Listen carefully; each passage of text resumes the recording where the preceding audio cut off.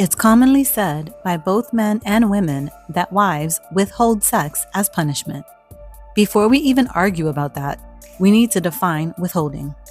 Does withholding mean she's not in the mood, so sex doesn't happen?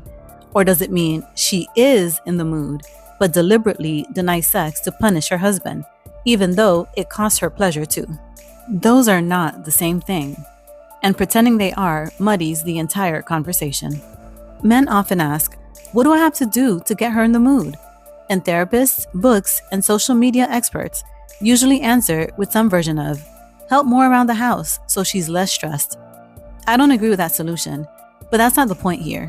What matters is what comes next. The husband's follow-up question is almost always, how long do I have to do this before it works?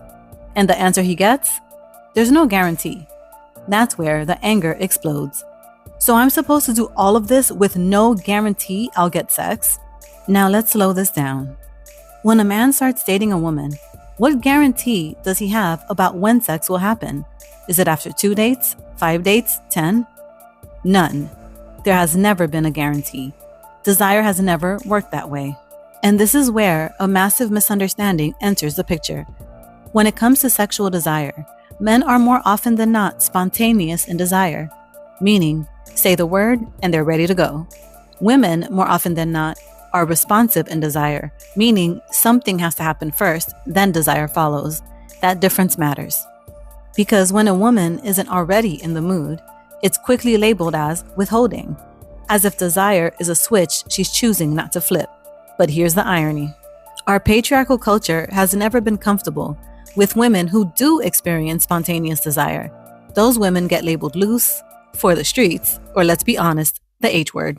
So women are punished either way. If desire doesn't show up instantly, they're accused of manipulation. If desire shows up easily, they're deemed unfit for marriage. And then we act confused about why sexual dynamics in marriage are broken.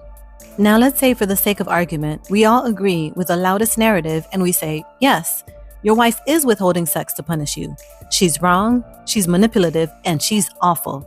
Okay, now what? Does that belief suddenly make her desire turn on? Does validation magically fix intimacy?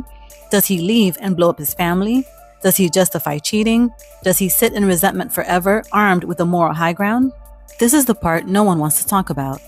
Because many married people are holding beliefs about marriage and their partners that guarantee the very outcomes they're suffering from, while insisting the problem lives entirely in their partner. Because beliefs shape behavior, behavior shapes atmosphere, and atmosphere shapes desire. So if your relationship is stuck, stalled, or sexless, don't start by diagnosing your partner's motives. Start by examining the story you're telling yourself. In other words, check your beliefs before you check your partner.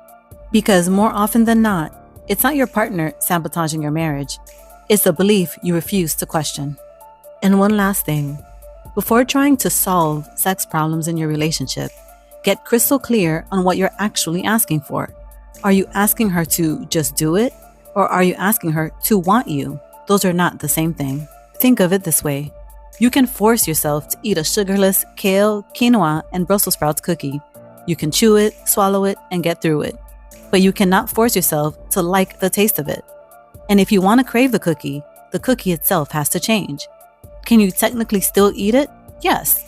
Will you excitedly reach for it on your own tomorrow morning, the following week, and months to come?